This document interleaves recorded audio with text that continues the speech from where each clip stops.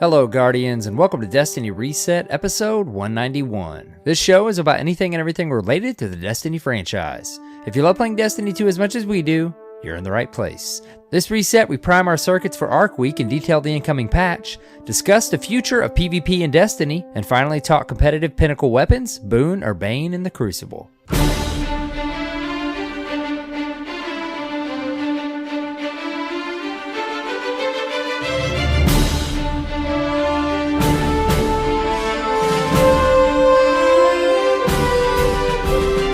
Hello, Guardians, and welcome. It's AER0KNIGHT and, of course, CyborgSasquatch. Hello, friend.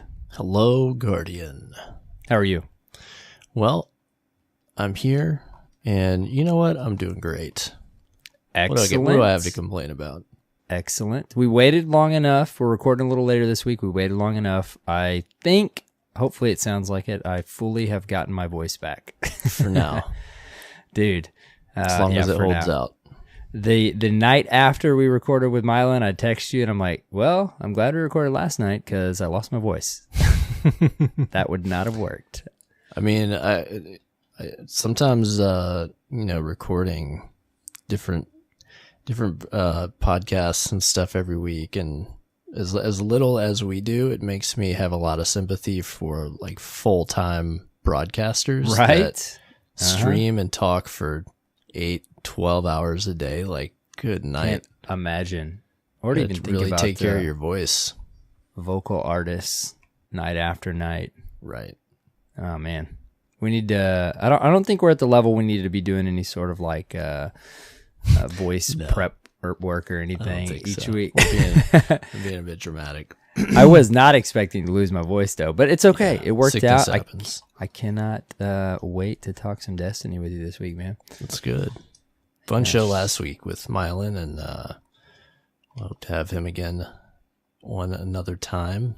Definitely. But luckily we had a guest to help fill the conversation when we were down and out. Yes. Definitely. Well, so. How about we do one of our regular old me and you shows this week? Talk a little Destiny. Be okay with that. All right. Do we have any announcements this week? We don't. I don't think we have anything to announce other than come on in, Guardians. Join the Dirt Fam. Discord.gg/Destiny Reset. Water's good. Anytime we don't have any announcements, we just plug that in there. Come in, to our have a good time. Discord. It's fun. Yep. We're welcoming. How about some news? Let's do it. You ready for some Got all kinds news? to talk about. You ready for a shock? Ooh. See what you did there. Yep. We got to talk week about at Bungie. Arc Week. We got to talk about Arc Week. We're getting ready for some high voltage. A storm is brewing.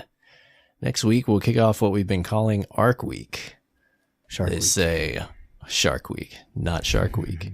Not Shark Week.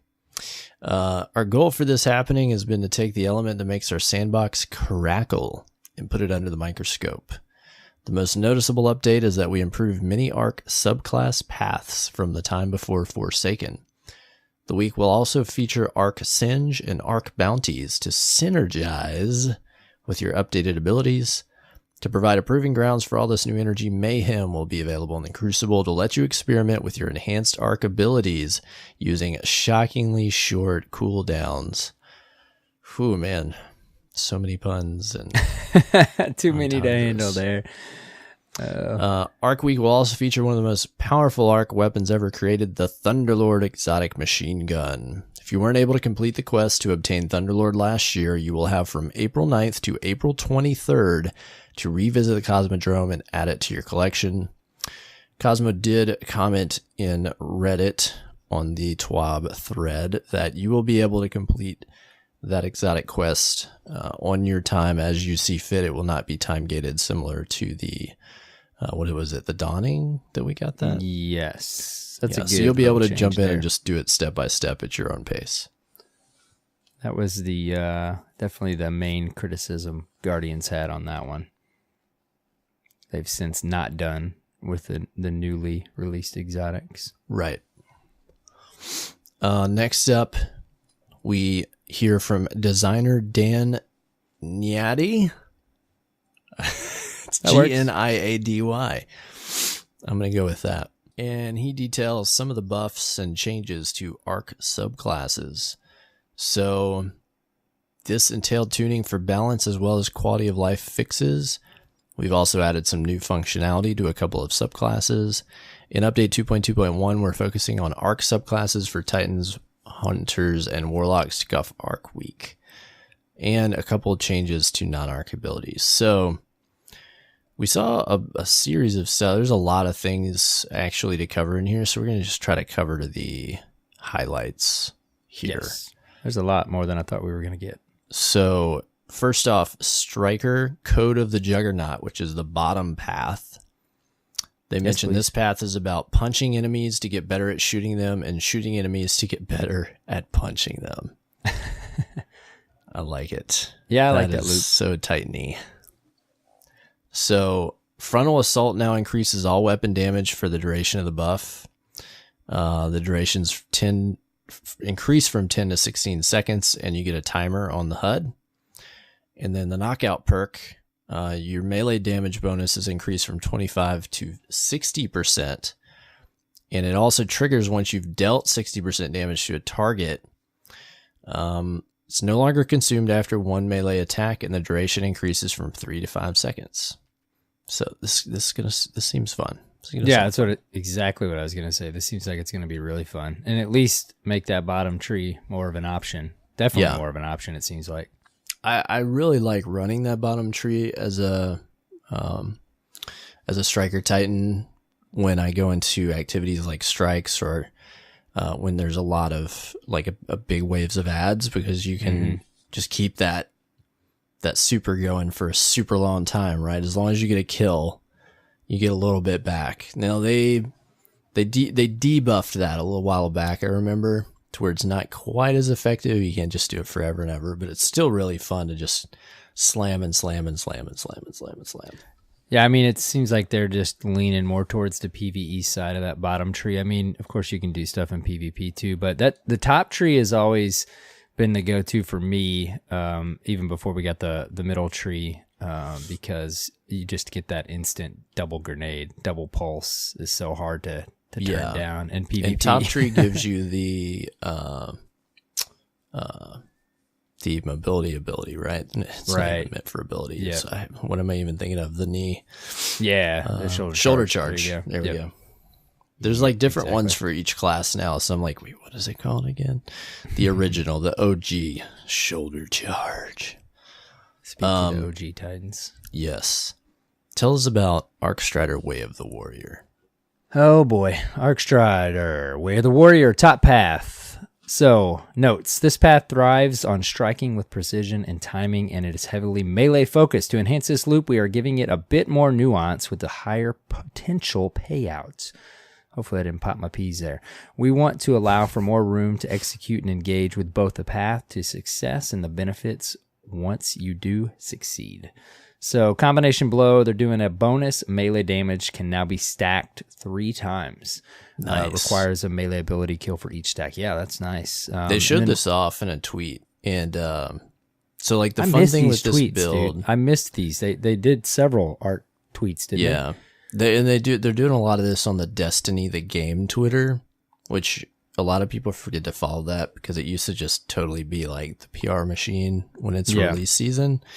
But now that Bungie has control of that account and its own social media staffer, they use that account a lot more for cool stuff. So make sure you're following. I totally missed them. I don't know how, but I did. Yeah. So what I like, why I brought this up. So this subclass is all about a really cool loop with melees where you hit something and then you dodge, and dodging gives you the melee ability back, and then you hit something again and you just hit dodge, hit dodge, hit dodge. Mm-hmm. And what was cool is they showed off, they did that with a couple of red bar ads, and then there was an orange bar, and stacking up that buff, they were able to one hit melee that orange bar. It was very cool. Yeah, I was gonna say that. That it's all about dodging, right? With the Arcstrider, of course. But yeah, they buff increased melee damage by 60% per stack in PvE and increased it 22.7% per stack in PvP. What else we got here? Kills with this ability now heal 40 health in addition to starting health regen. That makes me cringe a little bit, I gotta say. That could be. But you know what? ARC-Strider needs some help, you know? It needs some DLC. It always takes me back to like how powerful you are in supers. And I know like you're thinking Golden Gun. I can tell you one super that I don't usually run away from, at least if I'm standing prepared, as a Golden Gun, because I'm pretty certain that, you know, they don't have any like armor boosts. So if I'm in PvP, I'm not running away and I'm going to try to get that headshot. Most every other super I turn around and run from. But it's that I've always thought about it since the D1 days. You're already in your super, and when you give them instant health and then also start health regen, man, it just worries me 40 about health the is whole... like this is on par with a lot of the other health regen effects. So 40 health is what, a fifth of your health? Like that's probably roughly, that's enough to maybe keep you alive if you're dead. Right. Yeah. And then start health regen, like that's going to be quickly stopped if you're engaging, from taking damage. Yeah. Right. So I still think from every super standpoint, dude, the health regen aspect, and this is coming from a Crucible Guardian, okay? Don't be too aggravated with me. The health regen when in super just is painful. Like, but this isn't in super though, right? This is combination just blow. with kills? So this is, I believe, I could be wrong. I think you're right. I think you're right. It's the combination blow ability. perk. It's the combination blow perk. You're right. No, I I'm totally thinking... follow you. Like health regen perks while in super is that's painful. Scary combination. That's I was not looking at it right. Yeah, you're right. This is underneath the combination blow perk. So it's not when in super. Okay, you just made me thank God, right? Less worried. Come on, guys. I don't want to like bust your butt here, but come on. Thank you. I appreciate it. All right, Deadly Reach. Last little bit here on this one. Yeah. Increase buff duration from 6 to 8 seconds, and then buff is no longer consumed by a melee hit.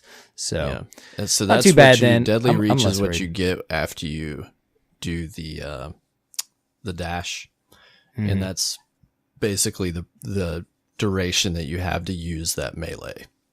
Okay. Well, and then you don't lose it when you hit, so it just keeps up. That's cool. I haven't ran a lot of ARC-Strider. I do run my Hunter in Crucible, but I'm typically running some Tree of the Void subclass, of course. But I love that in Viz. I mean, and I'm probably aggravating some Guardians here with that. But it's just so potent in the Crucible. But ARC-Strider, I have ran it some, dude, and there's nothing better than being in Super and dodging and it not using any of your Super. That particular thing is fantastic. I agree. You just feel so cool. And you can dodge so much. I have a video somewhere out on my YouTube channel where I'm just being chased by that, and it's just, dude, it's no matter what you do, it looks cool. It just looks like the Matrix or something.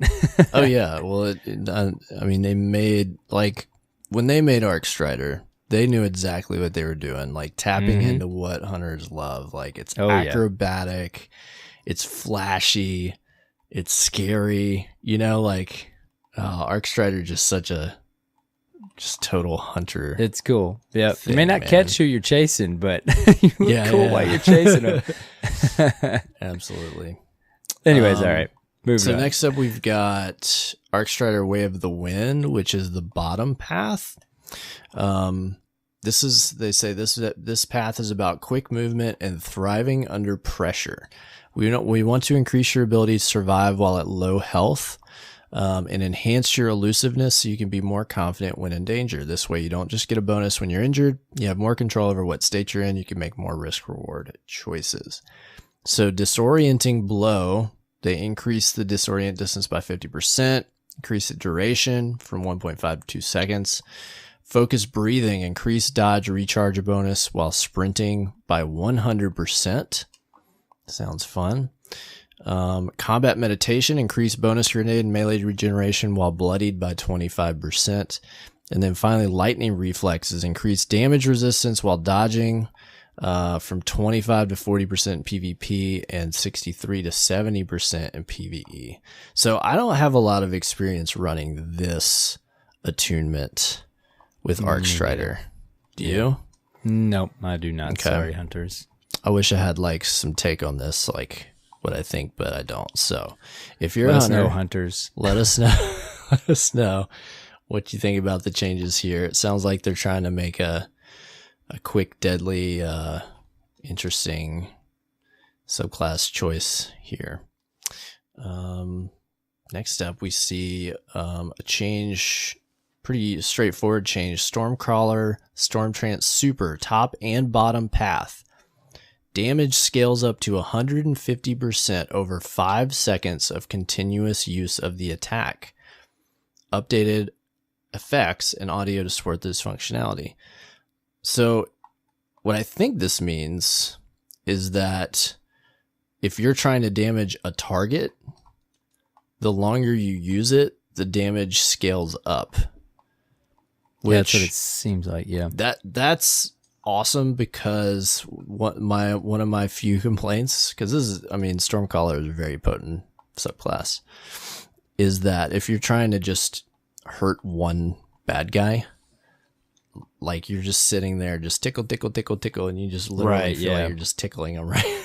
Like, yeah, it seems like it's always been more for obviously ad clear and stuff. Yeah, and it's certainly, that's certainly its strong suit, but I like that they're giving you a little functionality here if you're trying to just hurt like a yellow bar or like take that last bit of health off of something. So that's cool.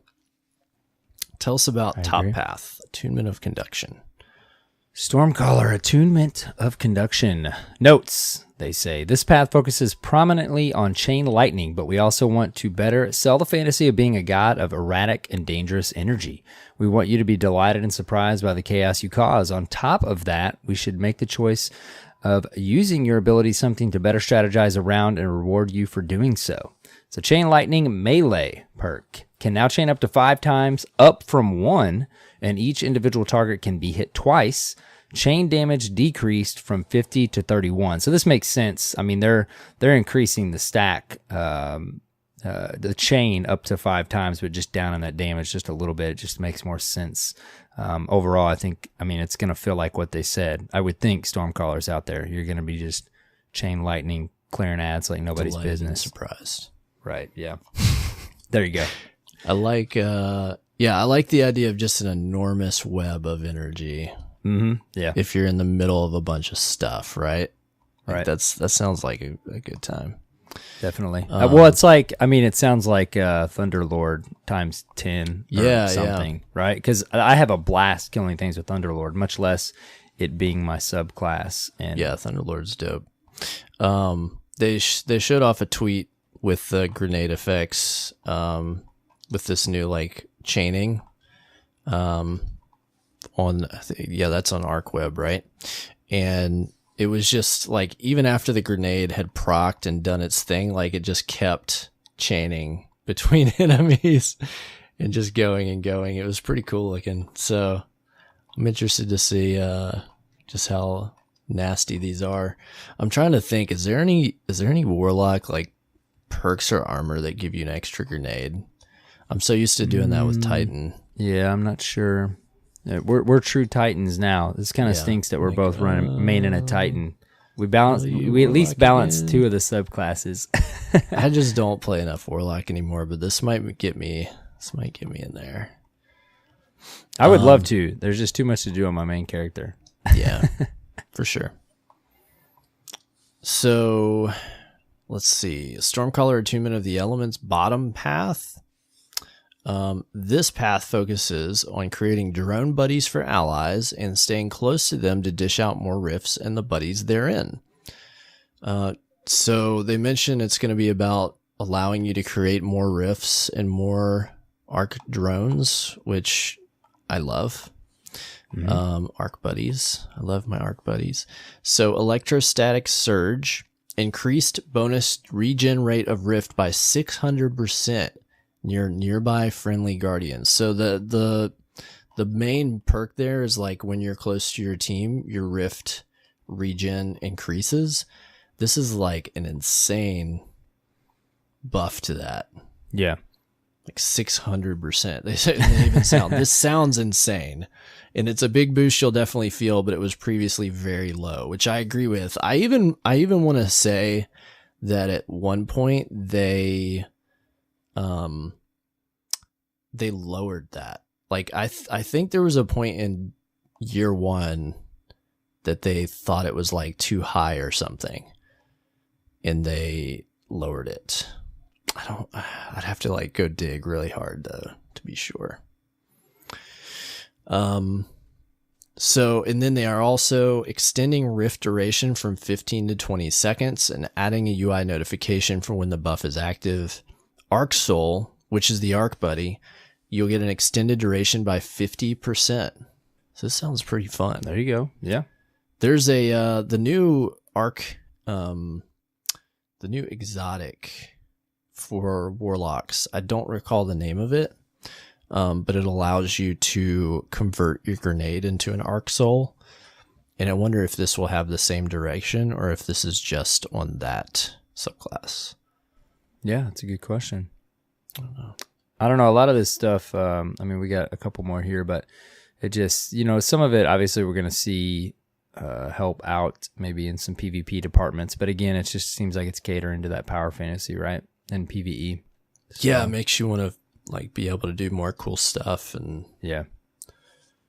run harder, jump higher, works, fly faster, do all the things. Yep, go fast. Last couple ones, we've got an update to the Voidwalker Nova Warp. They mention clearly we swung a bit hard when we hit this previously. This should serve as a nice middle ground to settle into. So they're adjusting some of the aspects of this, like initial charge detonation energy, 20% reduction, energy cost of holding the charge detonation by 7%, reducing the time to charge the charge detonation by 0.2 seconds, reducing dark blink cost by 20%, increasing the base super duration from 18 to 22 seconds.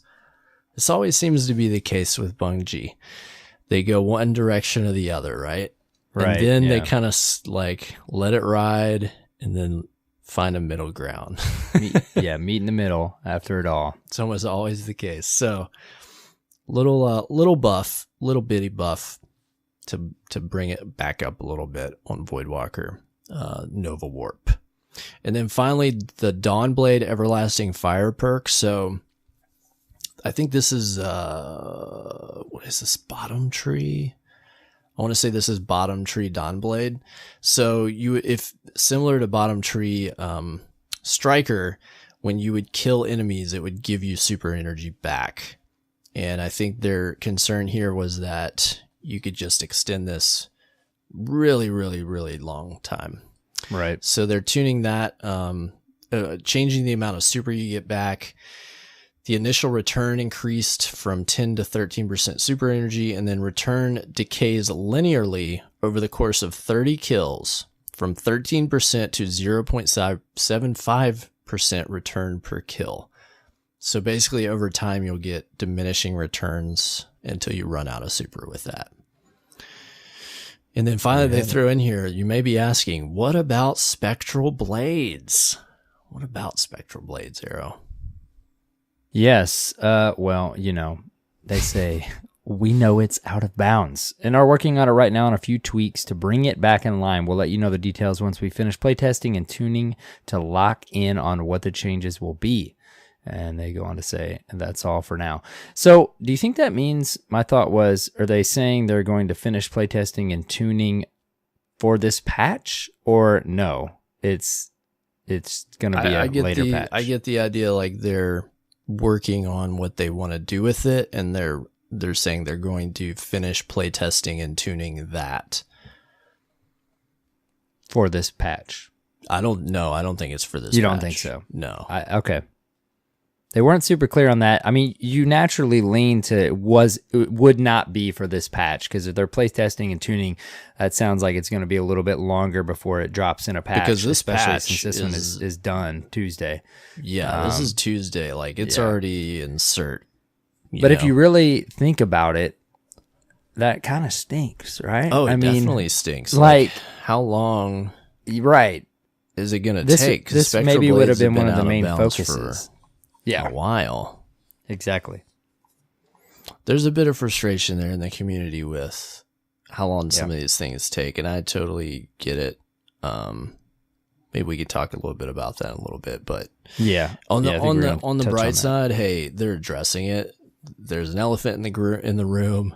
They're at the very least saying, look, we are working on this. And at least there's some sort of communication there. It's strange because that one, the community's been so vocal about that one, obviously they're maybe having some challenges getting it in the right spot, because you think it might have been on the forefront of it's gone through some extremes, right? First hit detection was absolutely atrocious and it was worthless and nobody would use it. And then they fixed it. And then it was like, oh my gosh. Yeah. It's too good.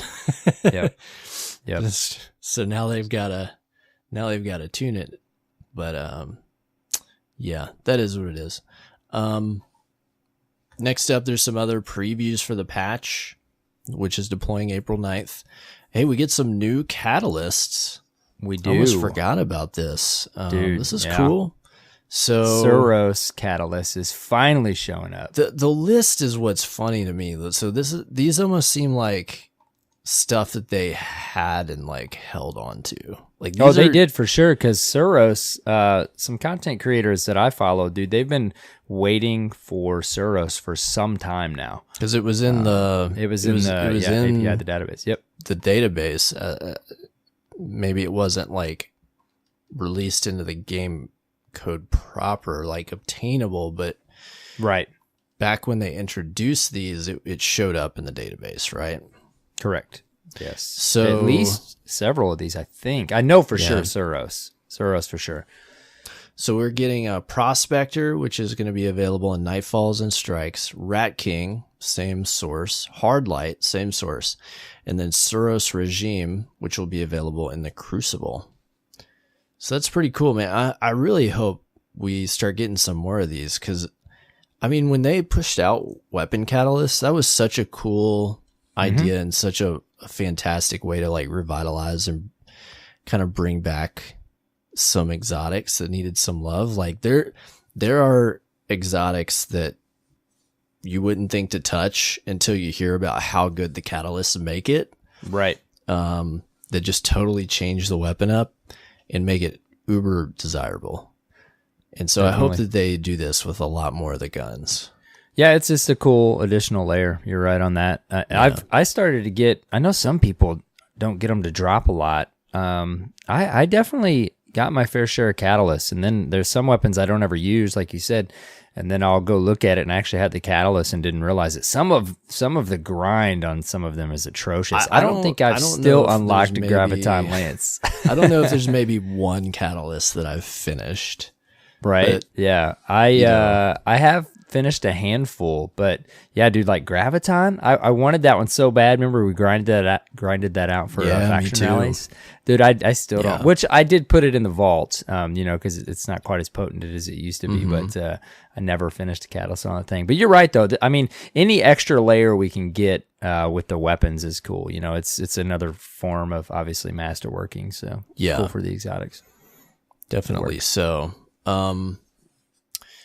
and then as well, I think hold on, I'm gonna check, but there's the clan perk, increases the drop rate of Crucible and Strike catalysts when playing with clanmates. That's the tier 4 clan perk, which if you have been getting enough clan XP every week, you should have that unlocked at this point, unless you're a little understaffed.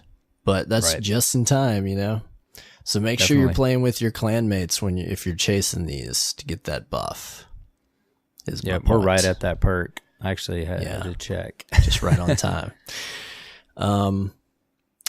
Some other fixes, a problem with bloom ability not dealing damage for warlocks. Xur's inventory will now offer random rolled perks for armor.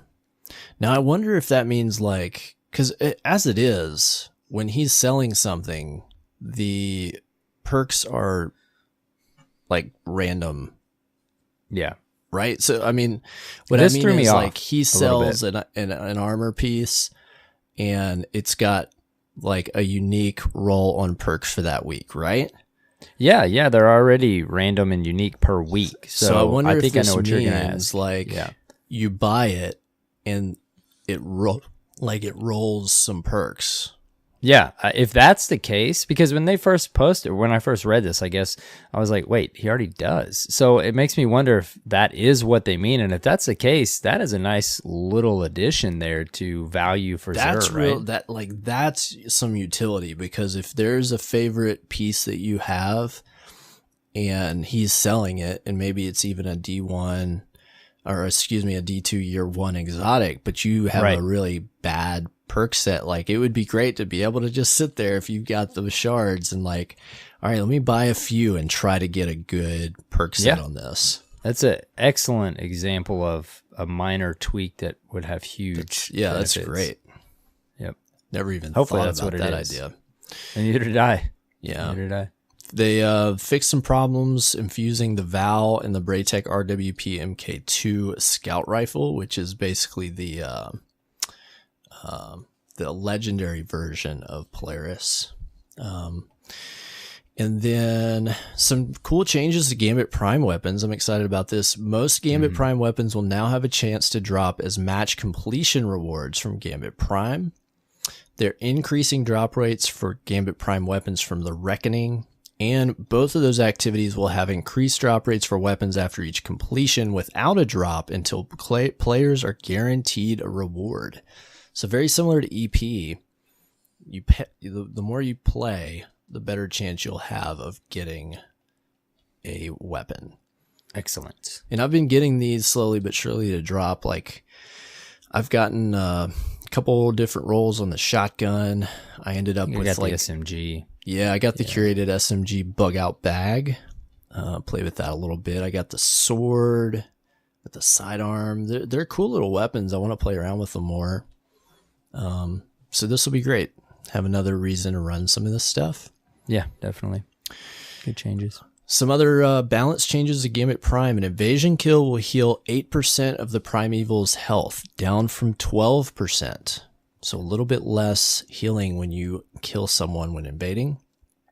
Also, the invasion portal cooldown time during Primeval phase will be increased to 40 seconds, up from 30.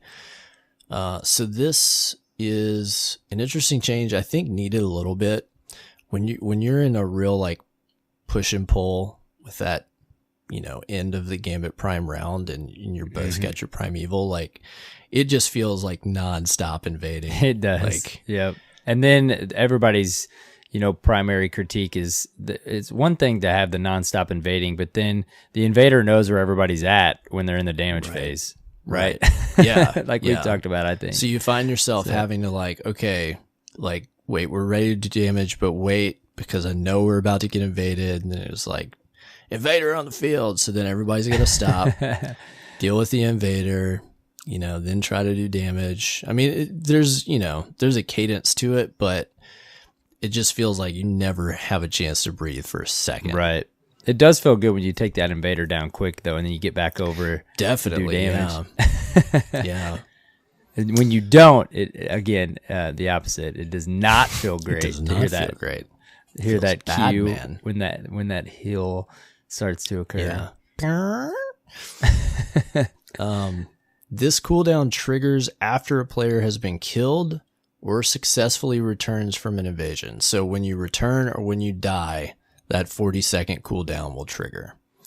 And then finally, Gambit Prime will now count to unlock the weekly Gambit clan engram. I suppose the just conventional Gambit was only counting for that, I guess. I guess so, yeah. Yeah. I guess so. Finally, some things with quests and bounties. Power Surge bounties that have been deleted or expired will now be available on the Drifter. You can only do that once per character.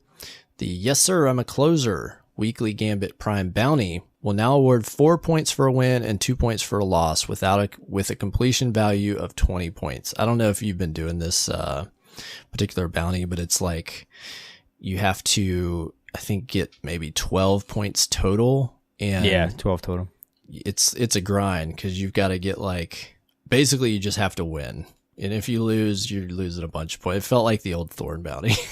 Yeah. I don't know if I've finished it once because it was too grindy. May have a time or two, yeah. This is a cool change. All 4 weekly roll bounties for Gambit Prime now grant powerful helmet rewards. So, from what I understand this, you pick one a week right now, and the first one would give you a powerful helmet when you finished it. And so the way I'm reading this, you could do all 4 if you chose in a week. Yeah, that's the way I understand it. This is an example of just rewarding you for your time. It kind of stunk if you did all those steps on another one. You should get a powerful Ingram for that, or a powerful helmet. Yeah. Yeah, because especially because you're doing a bunch of work to complete that bounty, and then say because you go into the Reckoning, you do 4 motes, and let's say you're on the legendary tier motes that you're putting in, right? You try to get the best tier of armor, and then you get a helmet, and it's whatever your soft cap is for your set, and you're like, oh, okay, right, great. I did it one week, and I was like, oh, well, plus I spent all my synths getting to the tier 2 set, and then yeah, now I don't have any synths because I could have used some of my other ones, but I wanted to get the tier 2 set so I could at least unlock all but one perk.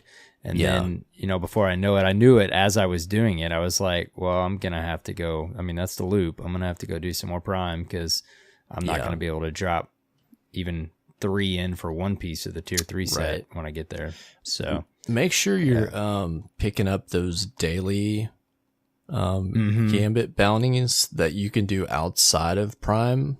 Right. Yeah, I pick those up every day because you'll usually complete those doing other activities. It'll be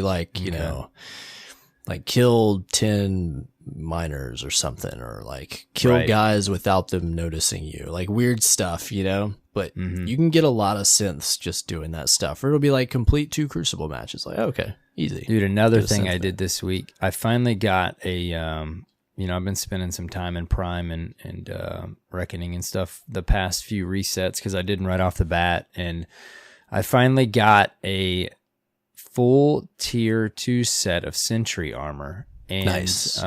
Yes, except this is just what happens. In time. Right, exactly. So then I got another chest piece to drop, but I forgot that I had already used all my. I think I was finishing the helmet for my tier 2, so I could upgrade that synthesizer the final time, and I got my tier 2 helmet for the Sentry set. Okay, so I'm like, boom, full set. But I saw a chest piece drop, and I went. This is so funny. This happened 2 times ever for me in Destiny, because I think I remember maybe mentioning this on episode way back a couple different times. I accidentally sharded my Volta Glass Titan helmet, I think, and didn't mean to. So a chest piece dropped, dude. I get back to the tower. I look at the perks on it. It went to my postmaster. Look at the perks on it. I'm like, oh, this one's definitely better than the Sentry one I have in my inventory. Go to my inventory.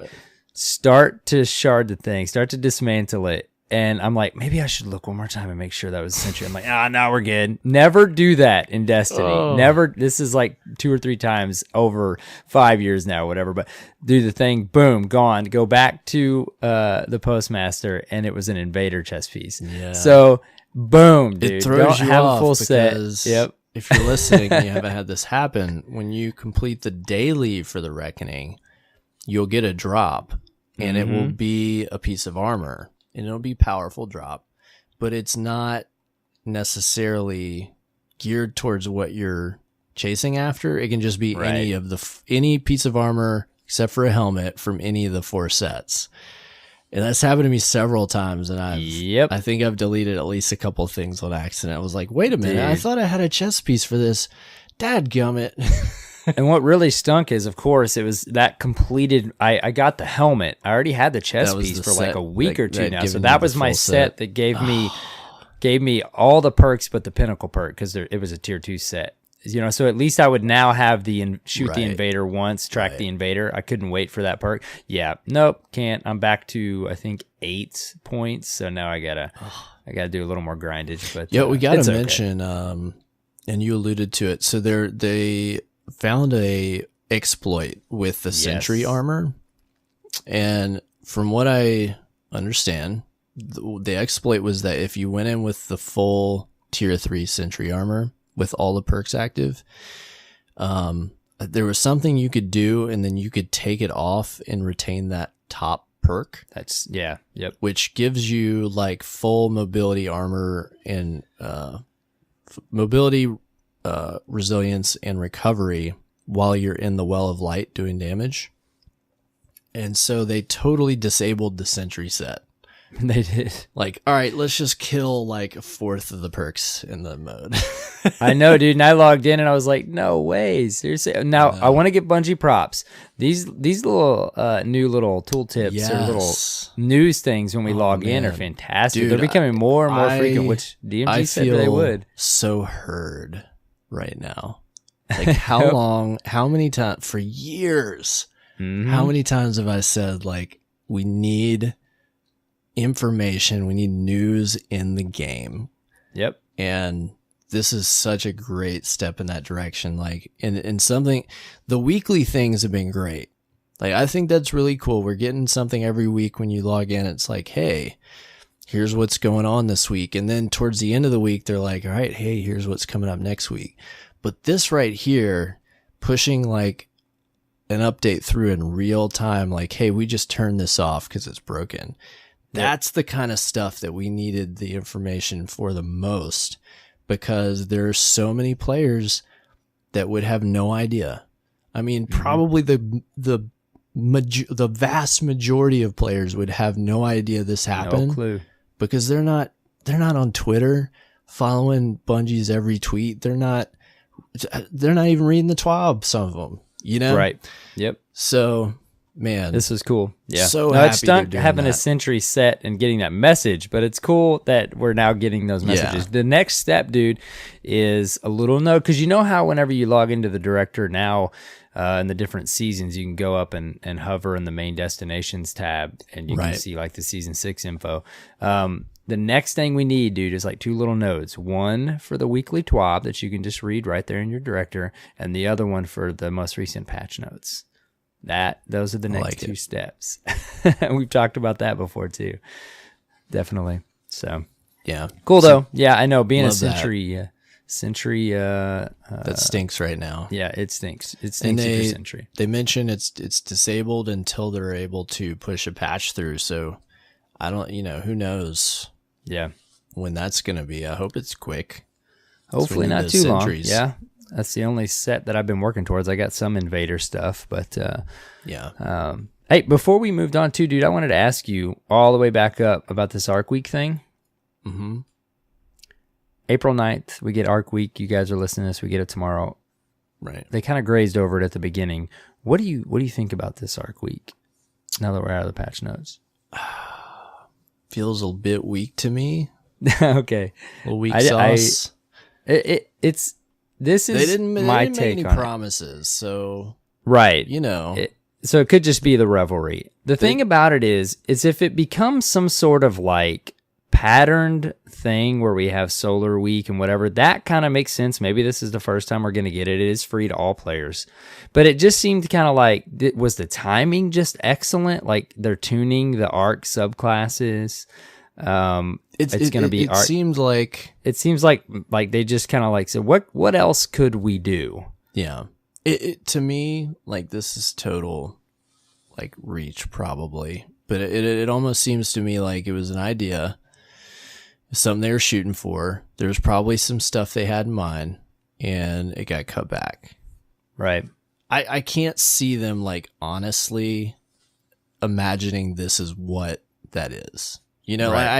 I can't see them at Bungie being like, yeah, so we're going to have Arc Week and it's going to be updates to the subclasses. Yeah. And Mayhem. And that's it. And Arc Okay. Singe on everything. Yeah, it just I seems mean, like there's it just- some pieces of it that seems like it was just like, you know what, I think we can make this into something, or what you said. They wanted it to be way more and they had to dial it back. I guess anything's better than nothing. You know, if we weren't getting the revelry and this was it, that would be rough. That would be rough.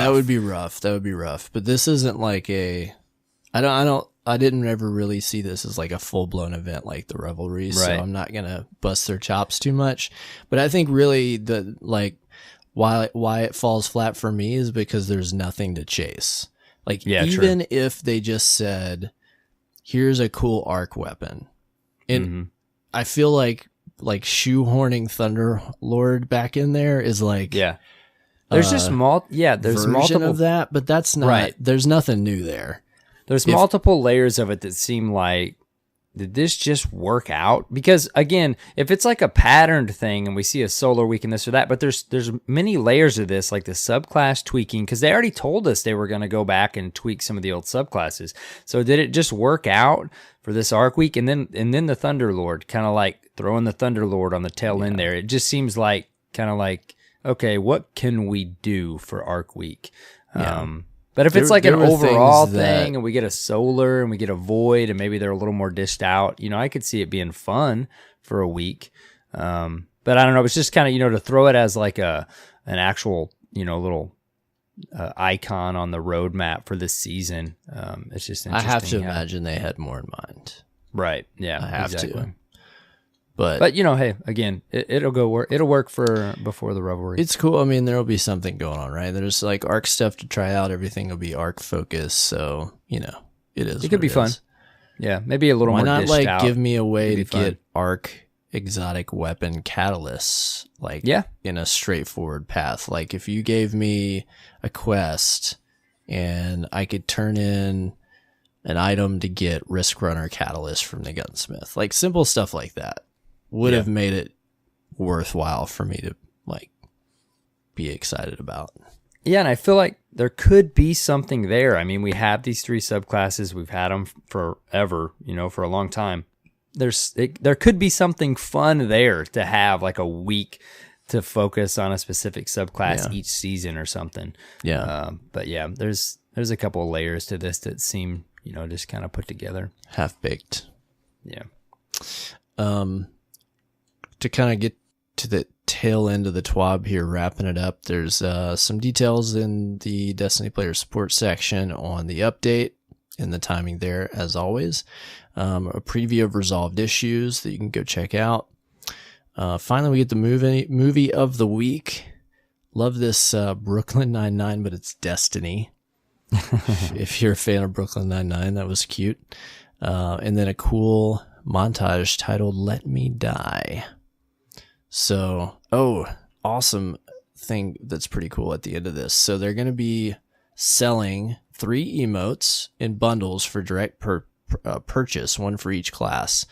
A Hunter, Titan, and Warlock emote that show off some arc abilities. These were pretty cool. What did you think about these? I think they look cool, man. Yeah. I don't know if they're, you know, if they're pushing $10 a pop. I don't know if I'll get That's one. That's gonna be high. If they sell them for 5 or so, like I can imagine picking 1 or 2. That Titan one looks cool, dude. I love the Titan one. Yeah, it looks great.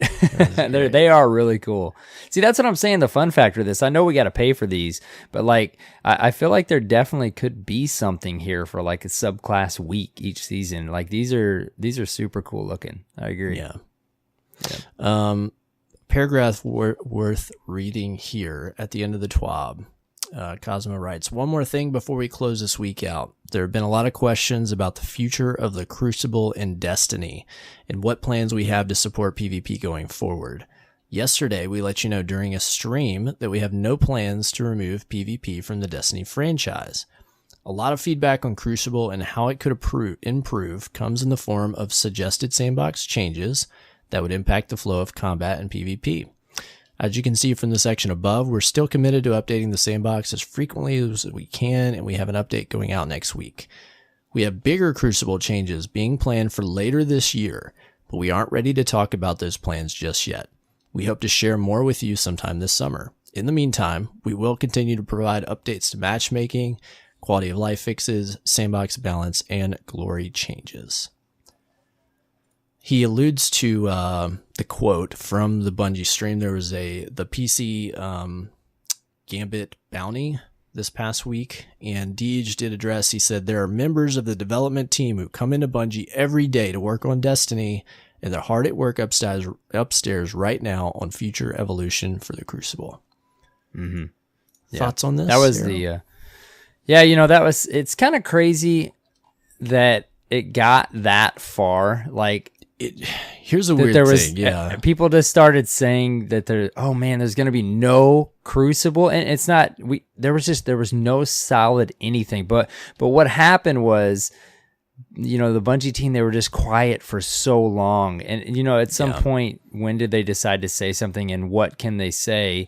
Because there's always that chance. They're working on the Crucible right now. They don't really they don't have a concrete plan set in place yet. They don't know what Trials is even going to be at this point. But at a certain point, the ruminating has to stop, right? And they still, the community still kind of didn't know fully what to take from DJ's statement, because he said the evolution of the Crucible. He did use the word Crucible though, so that was a key word.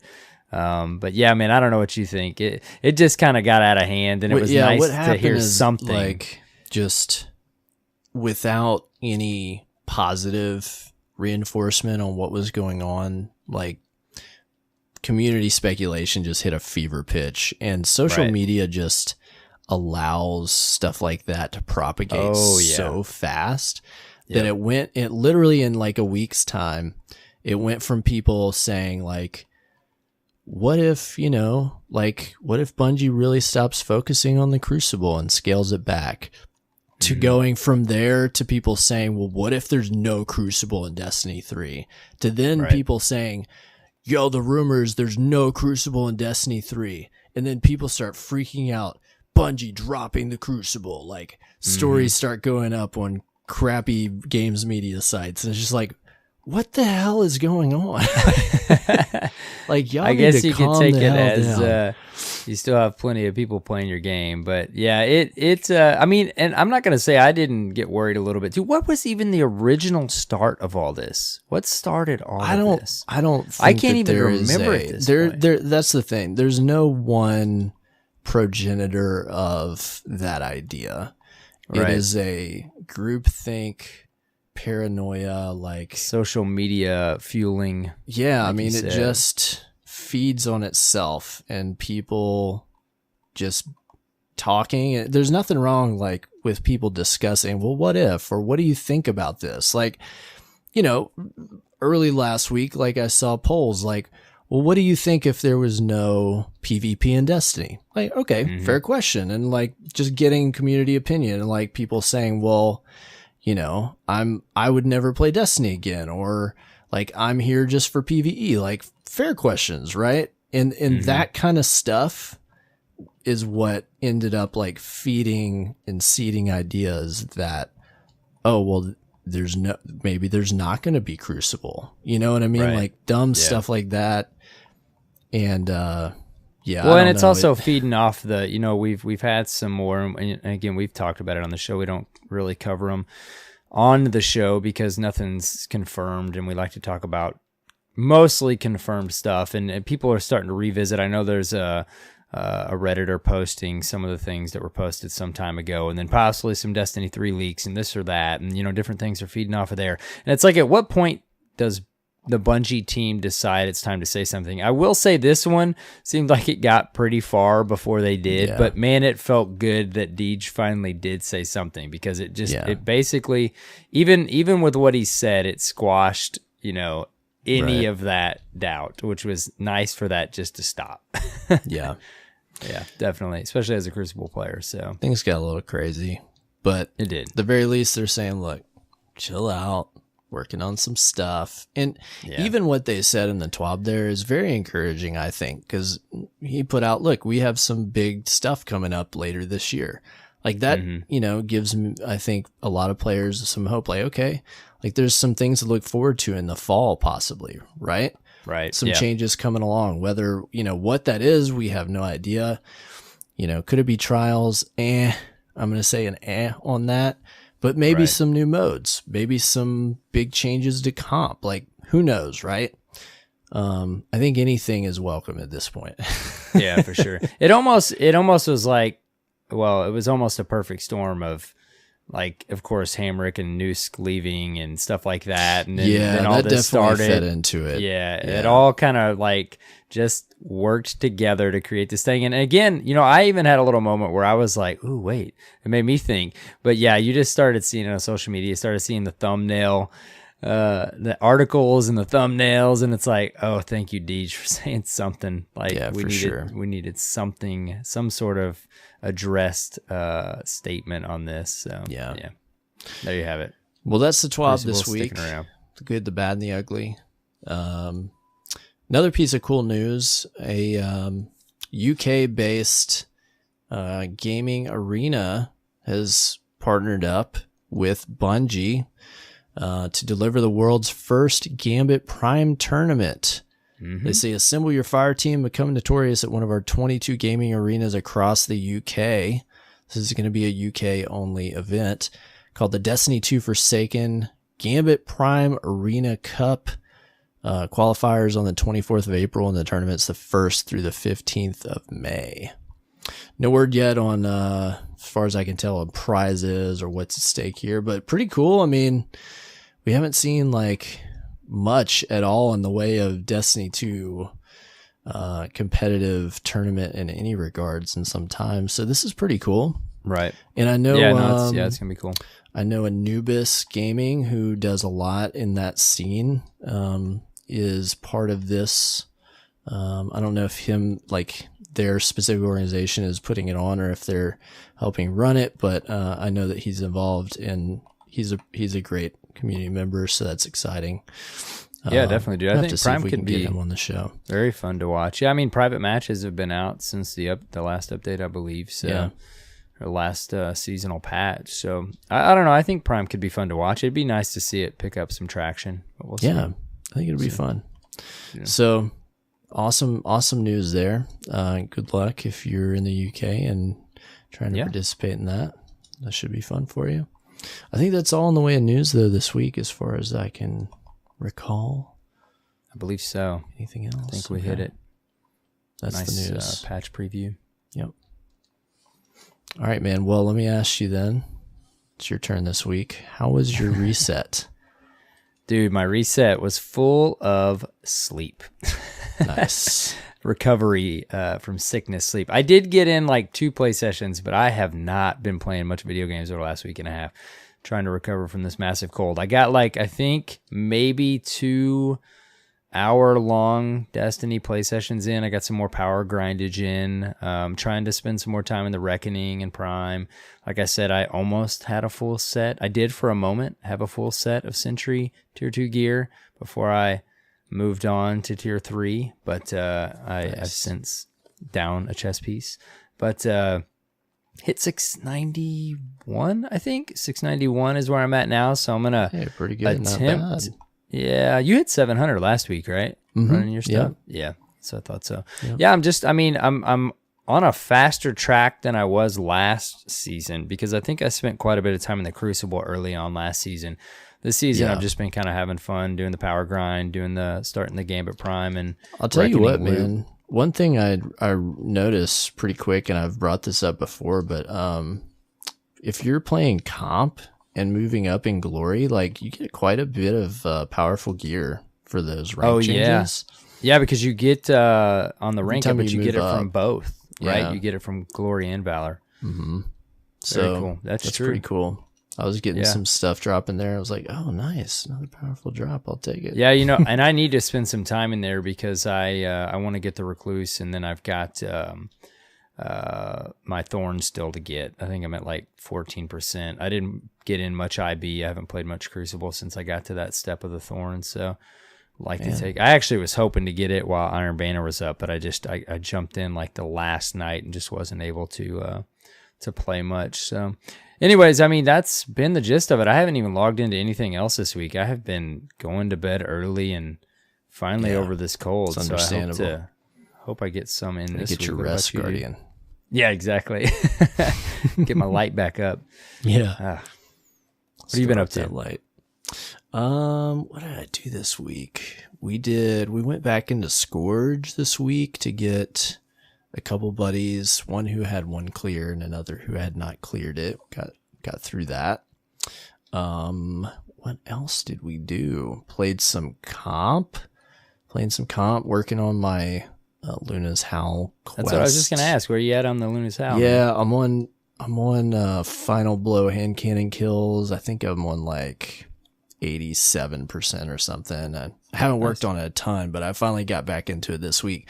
One of my buddies who was like neck and neck just put his head, like nose the grindstone and got after it and jumped way ahead of me in progress. And then like just this weekend went in, had finished all the stuff and jumped in with a team, got up to Fabled and got his Lunas and his Recluse, and now I'm super jealous. And nice. So now I'm like, all right, now I gotta do this. Now you gotta step it up. Yeah, I gotta step it up. But I played some fun comp, and we went on a nice little win streak. So I'm at like 1900 glory or something. Nice. Now, so I'm not Very far. Nice. Yeah, you get on that win streak, dude. It's no joke. If you get up to 5, man, you just like fly through that glory. But I know I'm gonna go down as I progress because I've still got to do the solar kills bit, and I've got to do the real bear. I know is going to be the precision hand cannon kills. Oh yeah, that one, especially when you're going up against all of them. Yep. I know I'm going to lose glory there. So, but I'm not. That's okay. If you can try to hit Fabled early on, then you don't have to worry about. Yeah. So if I down. get Fabled before I get to that step, does it record? I believe so. Okay. It's been a while since I had to think about it, but I'm pretty certain. Guardians, I have to tweet at CyborgSasquatch. I'm sure I can ask some. I know I have a few friends that know. I can probably. I'm pretty ask, certain, dude. Again, it's been a while since I've had to think about it because I don't even remember. Was that 1 or 2 seasons ago? I got mine, but I feel like it definitely will like record that, and then you can just kind of casually do the rest. That's cool. So, yeah. Yeah. So I'm not far there. So yeah, but I'm gonna do it, man. I'm committed. Like I've got at least this month, I know, to finish it. I don't know when season of Opulence begins. I'm thinking we're thinking June probably, right? Yeah, I think June. Yeah. I want to try to get it done this month. I'd really like to have it done in the next few weeks. I just cool. I get so distracted by other PvE grind and stuff that I can't just sit there all week and just play PvP because there's so many, I'm slowly grinding at the blacksmith title, right? Spending a little time every week doing the Gambit Prime stuff and the Reckoning. Dude, have you looked at that title? The Reckoner title? Yeah. Good night, dude. You've got to get every set. You've got to complete a ton of objectives with every roll.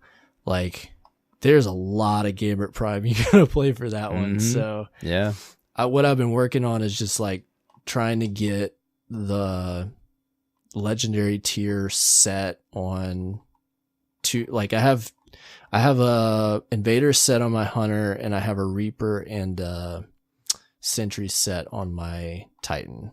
So I need to get a collector set, and once I have the sets done, then I'll just start grinding out Gambit Prime more to get those achievements done. But there's a lot it's to crazy, do. Dude. Every set and then the blacksmith title, I've been grinding at that for weeks and weeks.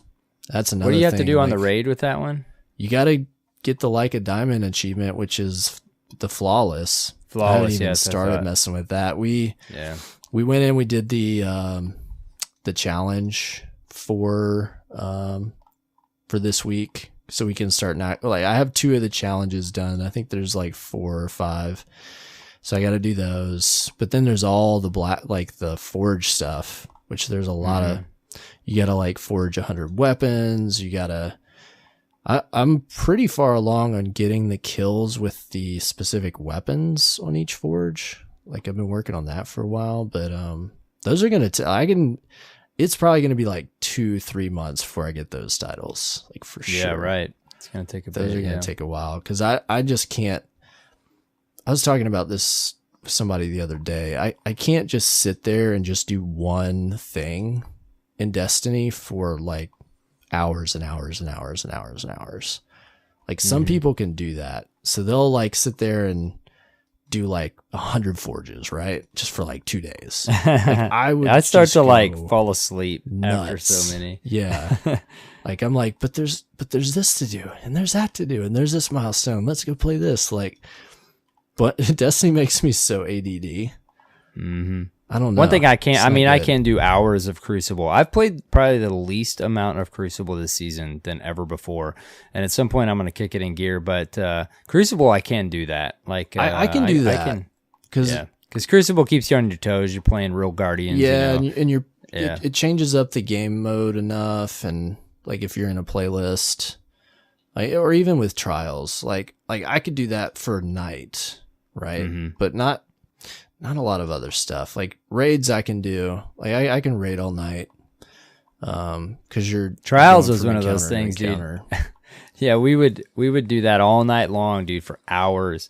And then when I logged off, I'd be like, okay, I need to break for just a couple days. And then by the next night, I would be ready to go again. But like Monday night, you're like, oh, let's do a card.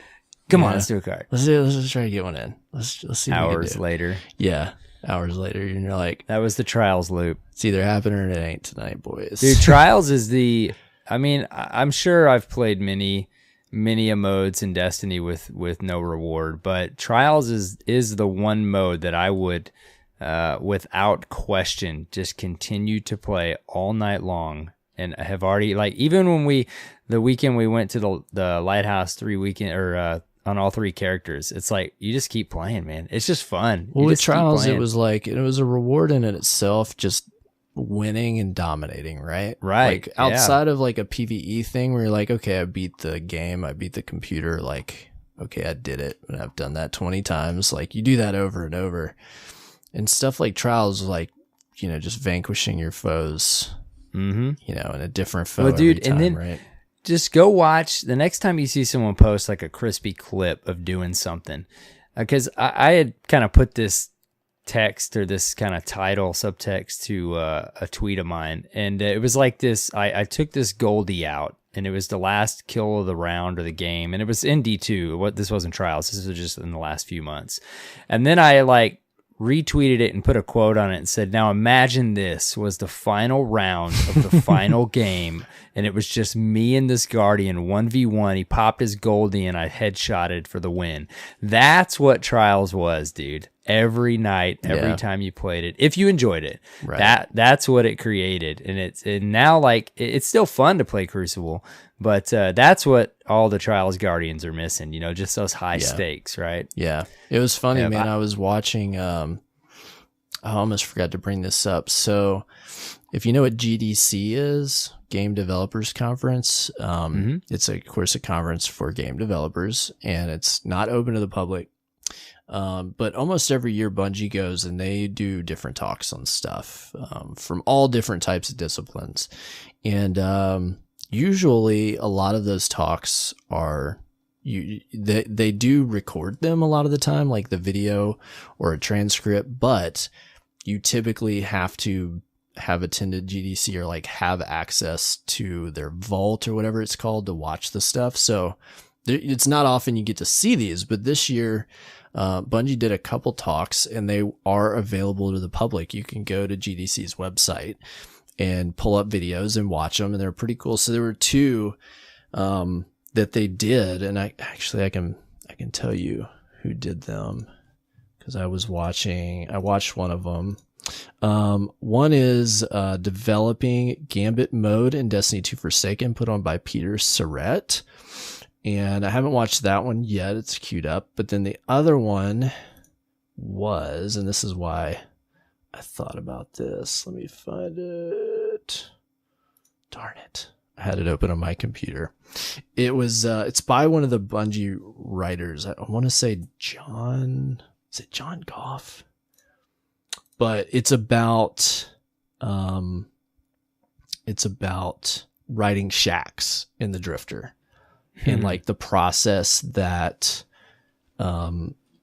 like developing that character and developing him as an announcer, like how that has been over the years. Wow. And so he talks about like all the way from like Destiny 1 and what he was initially, and then how they totally changed like what Shaxx did and how he announced and his attitude and stuff in the Taken King, which if you remember, like they added all this dialogue in the Taken King that made Shaxx so fucking cool. Yeah. And so they talk about that process. And so what made me think about that was I was watching it, and through the talk, he was showing clips of like, here's what it was like in Destiny 1, you know, vanilla. And then here's what it was like in Taken King. And they were showing, I want to say it was a clip of Inkuch, and he was in a Trials map on Anomaly in a Trials game. And it was like 1v3. And I was like, oh my gosh, like the memories of Trials on Anomaly, dude. Yes, man. And of course he So clutched good. it.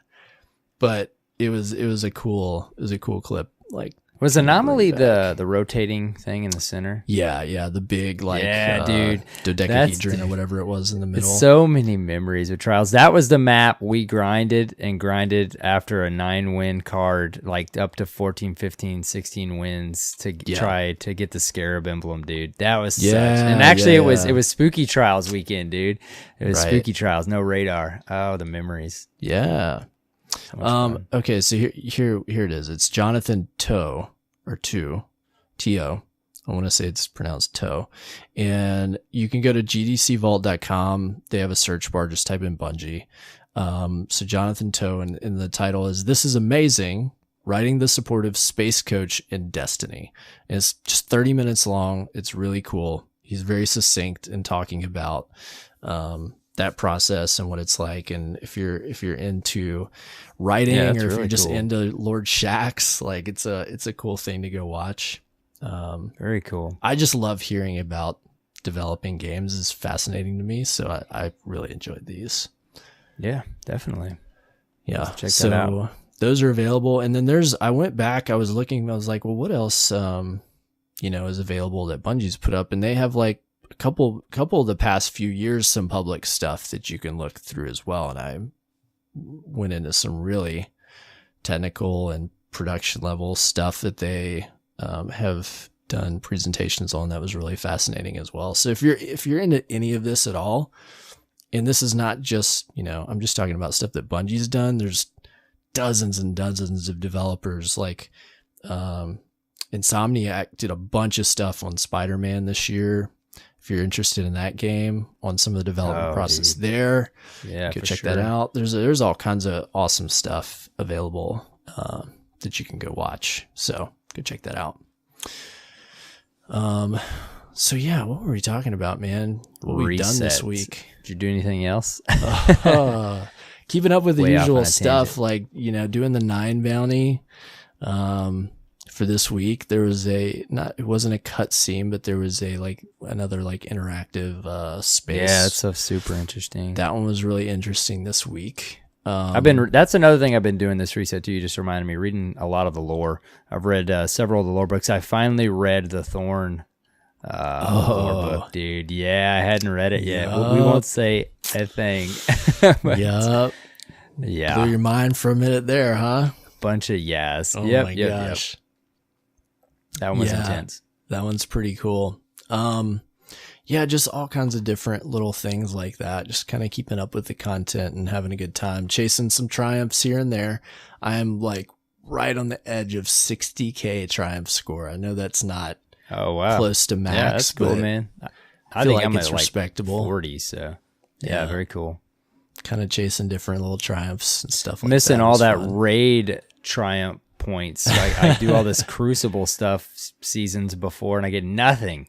Well, I've been realizing like how many Crucible triumphs there are with points. Like Yeah. I had never really looked super There's close at the Crucible Triumphs, but there's quite a number that do award points. And so I've kind of started looking at those like, okay, well, which of these could I pull off? You know? Yeah. I need to take more time to actually go in and look at those. Yeah. I'm at the point now where I probably need to do that because I've unlocked all the ones that you just accidentally do. Yeah. Yeah. There's a lot that you can just get just playing. But there's like weapon specific ones like, scout rifle mastery, like just kill opponents with scout rifles, 100 kills, or bows and stuff like that you can go in and do that are worth a lot. Well, even like the points. titles, dude, because I have been kind of keeping my eye on dredging because obviously been spending more time in Gambit this season, and like one of them that I don't have, I think I'm that one I'm not too far from getting. I've got to do the reset thing, but one of them is win a round with all Gambit Prime or Gambit weapons. It's like, okay, I could have done that by now. yeah, you just stuff that's like it's not that hard. It's just super specific. You're like, well, let me just equip that grenade and I'll do that. Right. Yep. That's the fun of the titles, I guess, too, right? That Wayfarer was chasing. That was some of the most fun, dude. And it was grindy and could get tedious at times, but that was a month or two of planning, dude. Yeah. And when you get titles after something like that, it just feels great. Yeah, that one was a fun one too. I mean, it was grindy, but it was fun to like chip away at it and like plan out, trying to do the different stuff. You're done with Mars for a little while when you get done with it. I like going into Mars and just like yep. Makes me want to just be like, but it's I love sporting that title around, dude. Man, definitely. On that note, there was an interesting thing I read. This is totally unsubstantiated, right? Like one of those like heard it through the grapevine things. But I was on a Reddit thread and they were talking about the what are the nodes called on Mars that you unlock that you get a lot of dupes of? You know what I'm talking about? The sleeper nodes. I should know. Yeah, the sleeper right? nodes. And there's like 40 different ones. And so when you like create the tracker, it sends you to a random one, right? And there's a triumph for getting all 40, but it's insane how hard it is to get because every time you open one, like it's a total crapshoot if you get the one that you don't need because it's 1 out of 40. So I'm at like 36 of 40. I have been for a long time. And somebody was talking about they knew a programmer that worked for VV that created that feature. And what he said was originally that was supposed to be a loop feature where you would create the tracker for the node, right? Go to the node and you would get gear. Like, just like, how we get like the schematics randomly, but it was supposed to be like an endless loop thing. Like you could just do it over and over to like grind out gear. And what he said was what happened is somebody came in and said, well, we should have an emblem that tracks the number of those. And he was like, okay, well, that's not really what it's made for, but sure. So they like put some code in and it totally like that node tracking thing should have never been a thing because it's so random, right? Like, right. Yeah. But it wasn't a well thought out feature is basically. Yeah. I still don't have all of them either. Cause you obviously got to do some of that. I mean, I've heard and stuff for Wayfarer. I've read, like reports of Guardians who have completed that, who said they've put in like dozens and dozens and dozens of hours grinding those out. Like just insane. Yeah.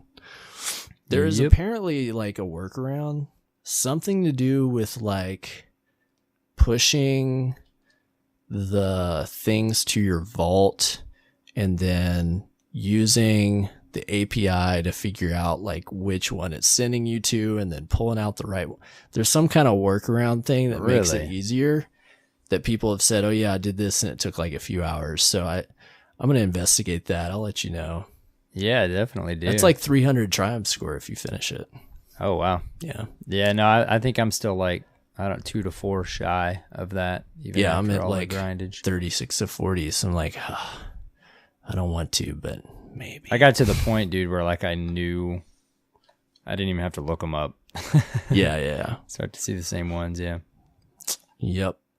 But yeah, I don't know, that's my reset. Nothing else crazy. Very nice. Nothing amazing I still haven't going gotten on. too much more time into the Division. Just haven't been I haven't really played that this week. Like I might jump on like once a week and play some missions when I have time, but I haven't had any time. Yeah, I really enjoy the Division, dude, but it's weird, like the gear and the loot and stuff like that is awesome, and I remember really enjoying it in the first Division, but it's weird in that game because even when you get, like, I've seen people start talking about the gear set that will be coming or came in a recent patch, and it's funny because like when you get a crazy looking set, even in Destiny, Destiny, you can say what you will about even its gear sometimes, at least it looks crazy, right? And it looks just randomly weird and cool at times. In the Division, like maybe I just haven't seen enough. It's like, how much can you really do with like a Spec Ops set of gear, like how unique I don't see it look? as being as like, there's definitely some vanity stuff, but right, it's nowhere near as cool as like space fantasy, right? Yeah. In my opinion. Yeah, and it's, I mean, you still get that itch scratched when you see that yellow or goldish loot drop or purple, but yeah, it's I don't know, maybe I just haven't seen some sets yet, but I'm a big fan of third person modern-esque type shooters, especially when you throw the loot in it, but there's just something about like seeing a green set of gear and then it's just like a little like cloth over the mouth or something. What I mean? It's not like something crazy looking. Anyways, I'm going to continue to play it. I seriously though, dude, I'm still only like, I've been kind of soloing it. Again, I haven't played in like a week and a half, but I'm still only like level 6 or something crazy. I'm not even I think I hit very far in it. 14 or something. I'm enjoying it. It's fun as a solo experience so far too. I've enjoyed it because I do play a lot solo these days. So yeah, I've totally played everything solo since it launched. Yeah, and it can be a little tough solo, like without any backup. Oh, for sure. sometimes. Yeah, dude. That's one thing that's different than the first one, and I've seen some reviewers talk about this. Like, you cannot rush into places, especially solo. You'll get flanked before you know it, and you're toast. Like, yeah, your health health is really good. Yeah, your health is down way quicker than it was in the Division 1. Your shields and like you'll get melted quick. Yeah, even early on. Yeah, you got to be smart. You gotta stay moving, use your abilities, like really think about what's going on around you, especially by yourself. Yeah, for sure. But yep, games. You know what we didn't talk about last week that I have to bring up, dude? Yes, dude. And yes, Borderlands 3. Borderlands 3. Oh my gosh, dude, it's I real. know, I'm super pumped. It's real. And they had kind of a crazy announcements. Oh my gosh, that reveal stream was yeah, I felt bad. I mean, he played it off well. Like, he did very well for what was happening, but yeah, it was rough. Nobody cared though, but they've been waiting to hear for Borderlands 3 for a while. Yeah, it's Borderlands. Like, so the release date is now confirmed, right? September 13th, is that right? Yeah, and it's of course, console owners are setting pretty. PC owners are a little frustrated because I think it's like the Epic Games Store 6-month exclusive or something. Right. Yeah, yep. But that's interesting when you're talking to Destiny players, because typically we would get our decently sized expansion in September. So that'll be interesting to see what pans out there. In September. I'm willing to bet that we see something in August. If we get something. I would almost certainly say the same thing. If they weren't planning on doing that, they would be smart to try. And I think that they are in a position to do so because they're self-publishing now. Like, that may be hard to pull off. But at least, like, it's their decision to make, right? Right, like, between them and the retailers to work out. And yeah. Well, and if they're not, as we we're pretty certain at this point they're not launching Destiny 3. And if it's not going to be something at that level, I mean, I think it might be a good idea or okay to try to launch it in August before something like Borderlands 3. Yeah. So I don't know. We'll see, but I'll definitely be playing some Borderlands 3 when it launches. That's for sure.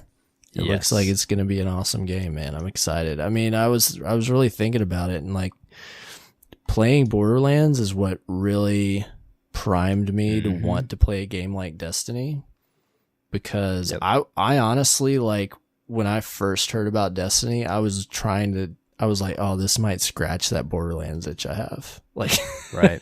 Yeah. Because it was such a unique, like, cool looter shooter, like, co-op experience that I had never really played before. Like, it had the, like, fun arena, like, FPS shooter thing that Halo had that you loved playing with your friends, but it had that loot cycle, you know, of like finding cool guns, and that never ended, and exploring like these huge worlds, and it had its own like just cool way of entertaining you. And so like when Destiny was announced and coming out, I was like, this could be the game like I play with my buddies I played Borderlands with. Like, this could do it for us, you know? Definitely, yeah. I still recall playing plenty of Borderlands 1 and Borderlands 2. Yeah, so just fun games. Loot explosions in that game. That's like that game's like Diablo. Yeah. Oh, and the great thing they're doing in Borderlands 3 is that you have a option in the game where you don't have to share loot. Like, you can toggle it on and off, where you'll get your own loot set. I had forgotten that they were even like that in the past. Yeah, man. It's been so long since we played them. I remember like killing that big Terramorphous boss or whatever, and after they said that, I remember like going up and be like, "Oh, dude, can I have this?" Like, so I totally forgot. It's crazy. Yep. You had to fight over it, or barter, or bargain. I'd be like, "Look, you got the last one, all right? You got to give me this one. Come on." Yeah, like, I know you want that sniper rifle, and that's painful in loot games. That is just a painful experience to have to do that with your friends. Yeah.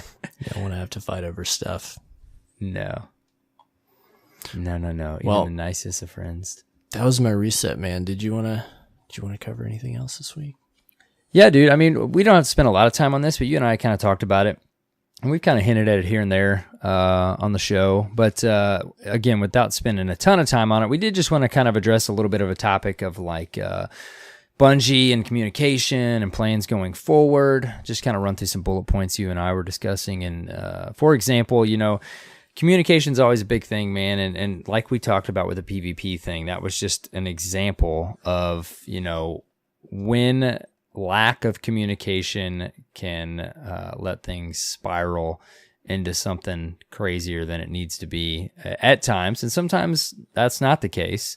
But there's so many things right now, dude. There's the unknown of Bungie after Activision. There's the unknown of the future of Destiny, like D2 plans and D3. And then when you layer on top of that, like the communications, concerns, and frustration from the community. For example, maybe a more minor concern from the community right now is like the lack of, a vocalized overall plan from Bungie yet to the plans after summer. They hinted at it at the TWAB, like you said this week. But like the big one was the lack of PvP plans, communication, and updates there. That's a pretty big frustration from the PvP side of the community right now. And then, another layer of it too is the annual pass. It seems as though, and we won't get crazy into it, whether leaks are confirmed or not, but it seems like they're building up for us to get, and this is not confirmed at all, but possibly some sort of expansion. We don't know size-wise in the fall. We just hinted at maybe it would be a good idea to do it in August. And then beyond that, it seems like maybe we're going to get another annual pass type thing. And the thing about the annual passes is, man, for example, like the season we're in right now, is when they're very specific like they are. I've thought about this quite a bit. We speculated, if you don't like Gambit, this might not be a season for you to play. And that begs the question, like, what should they do with the annual passes, right? Like, should there be a structure of one or two new strikes, a new PvP map, and then on top of that, they have like a focal point like Gambit, let's say. So there's that layer of base content and then a focus. Maybe one, I don't know if it could be, but one season it could be trials, or one season it's more raids. Like with Season of Opulence, it seems like that's going to be maybe raid secret heavy. We don't know for sure yet, but that's just kind of what it seems like it may be. And then, another layer of it is like the whole conversation with enhancement cores and the power grind and the RNG being involved, and some seeming, it's seeming like Bungie is having some tone deaf answers to that stuff. We've talked about enhancement cores since Forsaken dropped, and we keep trying to tweak them. It hasn't been a lot of trying to tweak them, but it has been addressed from the Bungie team. But many of the players, at least the vocal players in the community and other things, are saying take them out, take them out, take them out. But they're still in. They're still trying to tweak them. So I don't know. So many answers, so many questions, and maybe fewer answers here. And you and I just kind of wanted to talk about it for a second, address it. We're not oblivious to it. I think their communication, for me, I think the communication has still been pretty excellent in the TWABs and the patch notes and what's coming, and interviewing the specific developers from the team. It's got to be challenging to try to cover every aspect, right? But it's clear right now that even before this PvP getting removed debacle, like, there has not been much PvP communication. And at a certain point, when, again, it's got to be challenging from their side, but at a certain point, you've got to realize and acknowledge it, right? So, I don't know, there's so many layers of uncertainty right now. I feel like we're going into that zone of, I hope we don't backtrack, right? I hope we continue to move forward with different layers of things. Again, we got to have some room there for them to figure it out. They're doing this thing on their own now, and it's all on them. And I don't know. There's just so many unknowns. Whether it's it just being Bungie or the future of our favorite game, and then on top of that, they've got everything they're trying to do with D2 right now. While I'm sure they're trying to shift focus and teams to Destiny 3. And then they've got to appease the community right now. There's just so much going on, all the way down to enhancement cores and opinions on something that specific. So I don't know. What do you think, man? I mean, what are some thoughts you've had with all this stuff? I think the biggest question mark right now is what do we get in the fall? Right. I think that really lays out the tempo and the expectation for the next year or so. I think the biggest probably correct assumption at this point is maybe, D3 2021. I think that's a fair assumption to make. But the rumor is another annual pass for another year. Right. And it is just a rumor, but that has been thrown out there as I think quote unquote leak.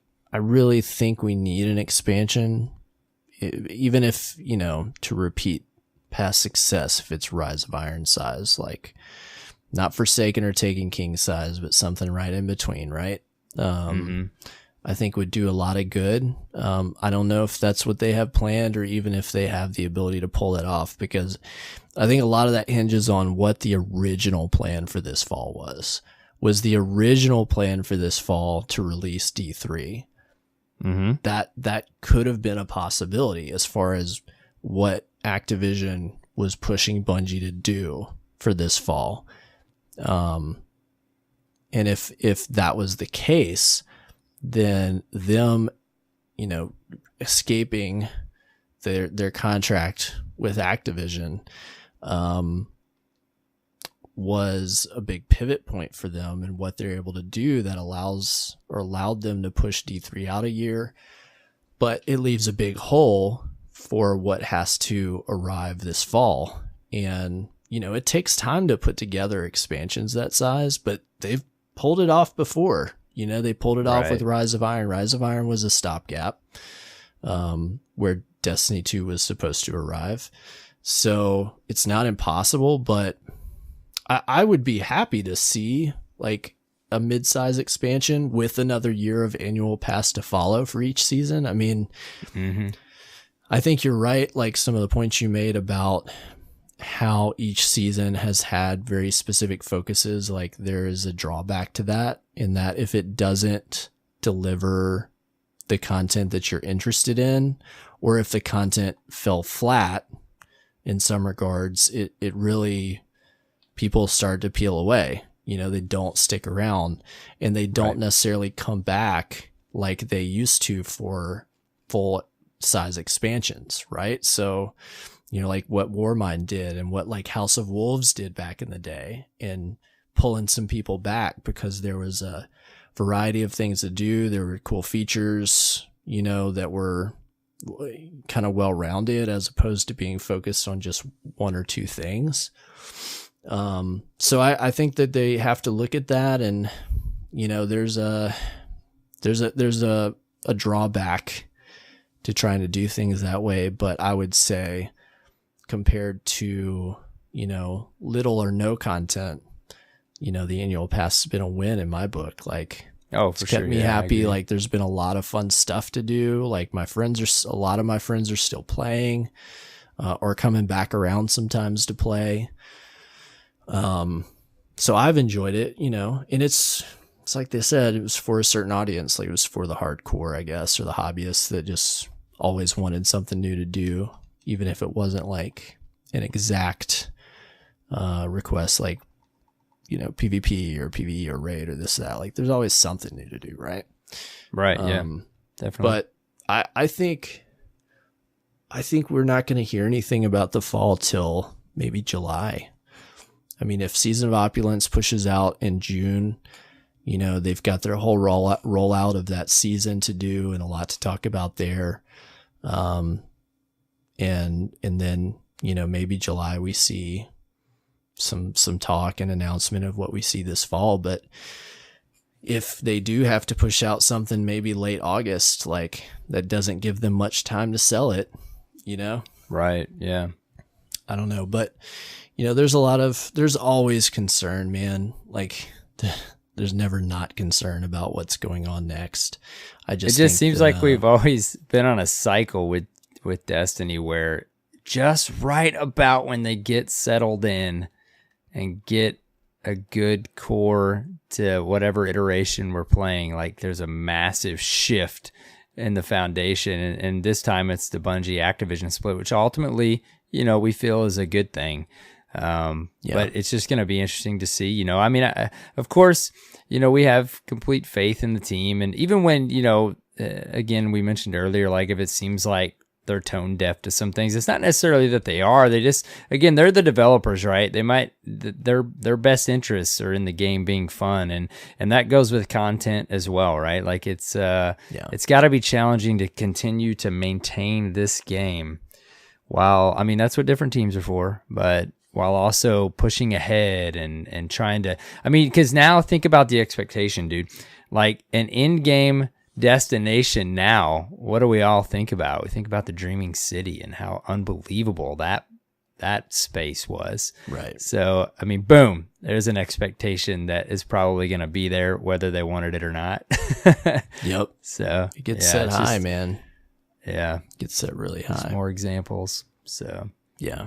I don't know. Anyways, sorry, finish your thought, dude. Those are all great points on what's going on, and I think it's going to be tough for especially the PvP community to wait until the summer to hear about what's next. And, you know, as always, there's a concern about, okay, well, you know, how many players can a certain part of the community lose, you know, and they never return, or, you know, that's always a concern. Like, people won't come back, but people come back. A lot of people do. I think we're in a good place. I do agree. Like, the Bungie Activision schism is like another big, like, paradigm shift in, you know, Destiny development that kind of shakes up, I'm sure, for them and for the player, like, what to expect and what comes next. And you just have to hope that they, like, find a kind of a smooth cadence with what to, like, every year it seems like we don't know what to expect. You know, I really would just love to, as a player, know that, okay, every fall we get something big. Every season we get, this type of expansion, or we get this amount of content, and you can just play without thinking, well, I'm going to run out of stuff to do, and then all my friends will stop playing, but I love the game and I want to play more, and why can't they push out the content I want, Right. Yeah.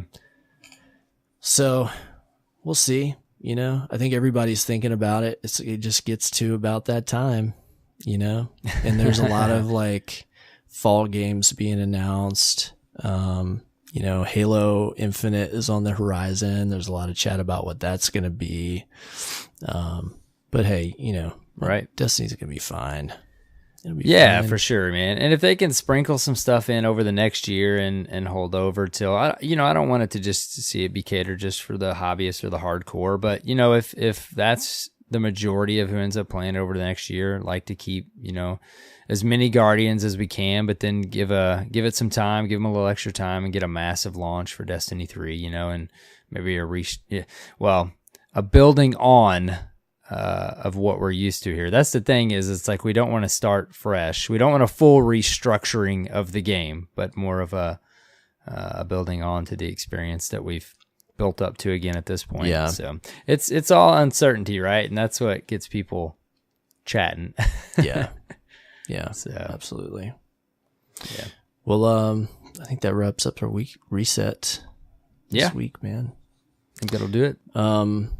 Let's do some discourse real quick before we end the show. I know we've got a bunch of emails we're trying to catch up on and push in the show. Yeah. We'll do this one this week. We've got one from Big Daddy Plaid, and he writes, thoughts on comp pinnacle weapons? Very timely. He writes, I've been coming across more and more articles and discussions on comp pinnacle weapons, i.e. Luna's Howl, Not Forgotten, Mountaintop, and Recluse. There seems to be two major camps. One thinks all is fine, and the other feels that locking such powerful weapons within a mode that greatly restricts the solo player is just outrageous. I'm wondering what your takes are on this topic. Should the way we gain all pinnacle weapons have an alternate path, like Redrick's broadsword, or should everyone just get good? I am not the greatest PvP player, but I hold my own and enjoy PvP.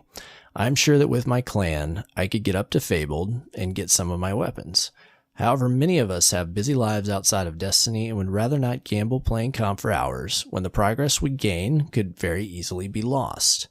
I honestly feel that just removing the progress loss mechanic would make comp much more accessible and enjoyable to all Guardians. I remember grinding my level up in Iron Banner and D1, and I loved it. If you won, it progressed, and if you lost, it stayed the same. Yeah, it sucked when you lost, but you kept going. So, what do you think? Do you guys have any of the pinnacle weapons from comp? Best, Big Daddy Plaid, Titan Main, Xbox One. P.S. If you're wondering about the name, I am a 6'4", 260-pound Scottish father of 4 that has been known to run obstacle races in a full kilt. A friend called me at once and it stuck. Now, if only Bungie would make a Titan mark in plaid. That's awesome. I'd love to see that. Yeah, that's great. That would be great. So what do you think, man? Comp pinnacle weapons. What are your thoughts? Dude, when they first launched them, I thought they were awesome. Not necessarily in how you had to get them, playing a certain way for a certain amount of time, this or that. I love what they've done with the Recluse this season, where you just kind of have to play and get wins. Mm-hmm. You do still have to hit Fabled, which is a concern of Big Daddy's. So I like the idea of there being an alternate longer path, like with the broadsword. I think that's cool. That's fine. It's, you can even do a different skin so you can tell, which Guardian maybe grinded it out, which couldn't. It does stink that it kind of falls on, once you get to a certain point, if you can play with a fire team or not. Now, I will say, it is I won't say it's very possible. It is possible to solo out Fabled. I did probably half of my grind to Fabled or more solo, and then I kind of got a crew together here and there as well. But with that said, I play a lot of Crucible, so I don't want to assume, for many Guardians, getting to Fabled solo might seem like quite a task. So I totally think it would be cool to kind of have the broadsword aspect. a long quest like the old school mountaintop from D1, where you play, you progress, progress. It may take longer, but you'll eventually get it. I agree there. I do agree. I love the idea of pinnacle weapons. I will say, though, as it's went on, and a conversation that seems to be getting more and more traction, is what pinnacle weapons like the Luna's Howl and Not Forgotten do to the Crucible. I think there's that's a whole big part of the nother conversation there. Yeah. Like, for example, the Recluse, it may be an example of something that's not too crazy potent. The Redrick's, the Claymore was kind of an example as well. That thing seemed super potent, but it actually wasn't. It was very specific in its skill, and trying to pull it off, wasn't the easiest thing to do. You could get on streaks. The Not Forgotten and the Luna's Howl are kind of their own beasts that bring up that conversation about the potency of pinnacle weapons. But long story short, I do agree, Big Daddy. I think I like the idea of pinnacle weapons, especially across all the different types of game modes. I love having stuff in Gambit, stuff for strikes.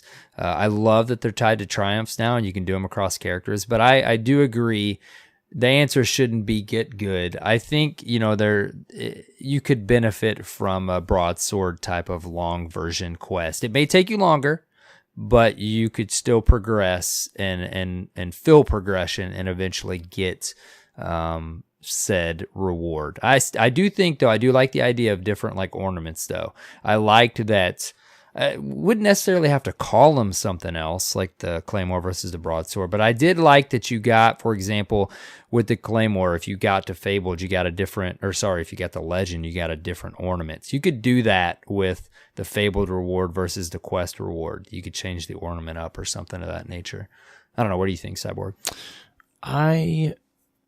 Personally, I am against what I would call the watering down of the pinnacle weapon grind. In saying, as someone, I haven't earned any of them, right? Like, I'm on the path of trying to earn a couple, and it's been fun. I think I can do it, but it takes some work and some stepping out of my comfort zone. Right. I think that without a barrier to entry, they mean less and they're less desirable. Like, that is just the case in a loot-based game. If everybody can get everything, just by putting in time, there's no pinnacle, right? It's just a gun you get through the Crucible, and there's been plenty of those. I mean, and they weren't as special. And I think what makes these guns special is that you earn them. And that's, nothing against the players that don't have the time to put in, or the skill, if you choose to put it that way, or whatever it is. Like, and I'm saying this as a player that's gone without them. Like, that's just, I think, the way it needs to be. Now, there's the other side of it that you brought up.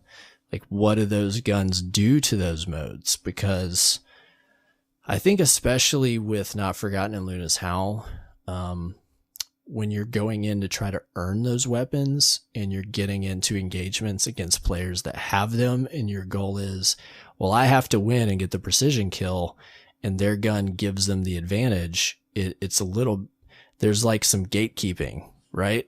Like, not necessarily intentional, but it becomes harder and harder to earn.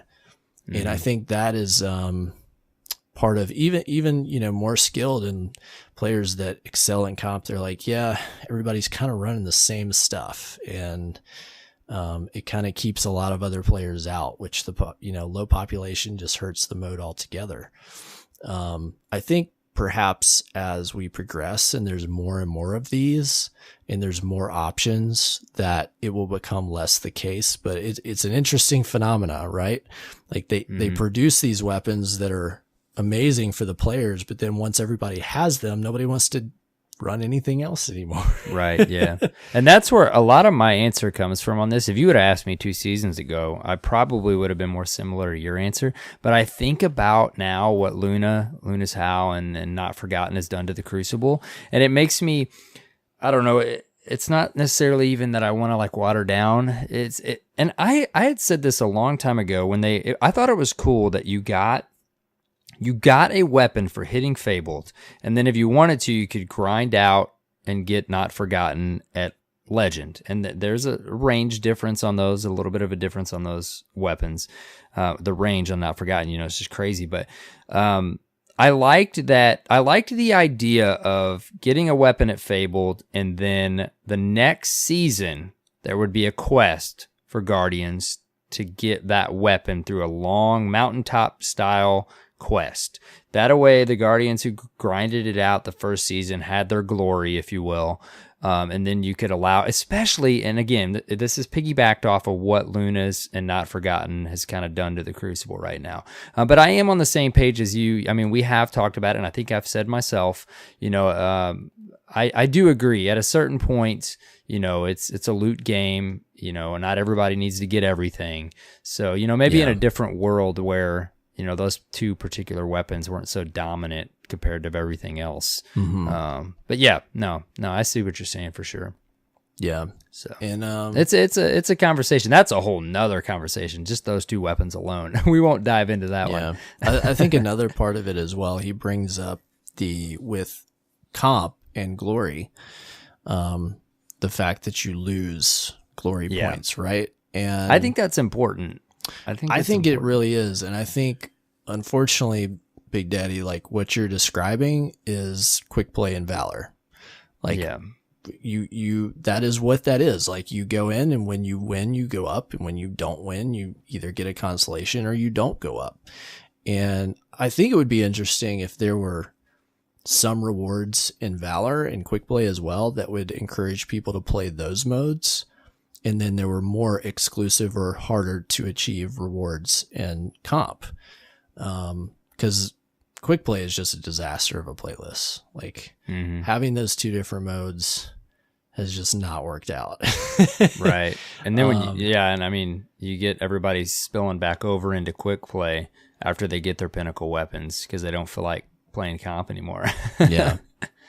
Yep. So I don't know. Yeah, it's rough. I feel for those Guardians that maybe don't play a lot of Crucible, or maybe are just trying to get better, because it is a pretty competitive zone right now, no matter what playlist you go with. Yeah. It can be pretty rough. So definitely feel that. But I think I agree. Like, the difference between them is, that is competitive. And I've gotten to the point now where, like, if we go on a streak and then we lose 2 or 3 games, we kind of call it for at least a little while. Yeah, and consider this. They got rid of the loss streaks.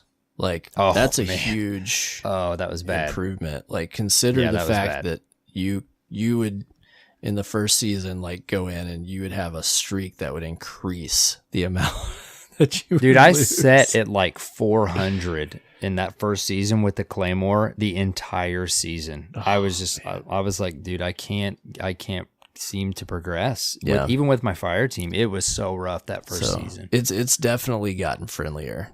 Like, if that was still around, I don't even know if I would consider trying to go after these guns. Like, the bar was very high, and I think removing that loss streak lowered the barrier of entry so that players like myself and others that enjoy Crucible, but that is not, they're not sweaty, so to speak. That's not their primary focus. Like, I can get in there and not just totally feel beat up if I'm losing. Like, I take a couple losses, 2-3 losses. Like, I'm losing some points. I'm not losing all my progress.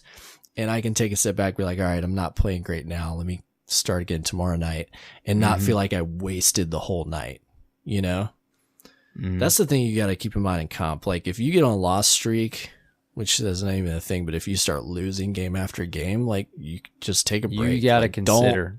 Don't waste your time. Like, don't let yourself You'll lose all your progression. Yeah, it's hard to jump out, but you definitely, and I don't know if that's a good thing or not, but, it's like any competitive scene. At some point you just kind of be like, all right, let's move on to something else for a little bit. We're off of our streak here. We're off of our magic. Like, let's do something else. Absolutely. So, Yeah, it's a good conversation. Yeah, I never really care for the answer of get good. I definitely don't want anybody to tell people I don't that. look But at there is it a that nicer way. there's a nicer way to say it. Yeah. I miss the passion of Destiny. Well, I'm not going to say it's not here right now, but man, back in the Trials days in D1, everybody just wanted to get better. They loved watching people play. They wanted to get better. There's so many tip videos out there. I even made some myself on Trials and stuff. And it was just so cool to play with Guardians that they wanted to get better. And I know there's still many of them out there. But and to their defense, it is pretty rough right now in the Crucible. It can be. Yeah. So, but I think at the end of the day, it's like, okay, competitive is about being competitive, like truly competitive. And so like it is about like winning. It is about improving. As long as you don't get DDoS. Getting out of your comfort zone. Yeah. As long as, you're not running into cheaters, like that is part of it. Yep. Good email though. Great topic. Yeah. Yeah. Great. Sure. Great email. Thanks for sending that. If you're listening and you want to send us some feedback for DirtFam Discourse, this is the place to do it. You got a question like this, you got a comment on something we've talked about today, or maybe you just want to give a shout out to somebody awesome in the community. Send us an email, destinyresetpodcast@gmail.com, or speakpipe.com/destinyreset. There you have it. Boom. DirtFam patron shout outs. Yes. We got some pending, guys. We probably got 2 to 5 somewhere in there still pending out there. So okay. Guardians, be sure to check your patron messages. We usually leave it like unread in our inbox because we know we haven't heard back from you yet. So we'll ping you a couple more times and then we just kind of wait for you to go check them again. So check those Patreon messages.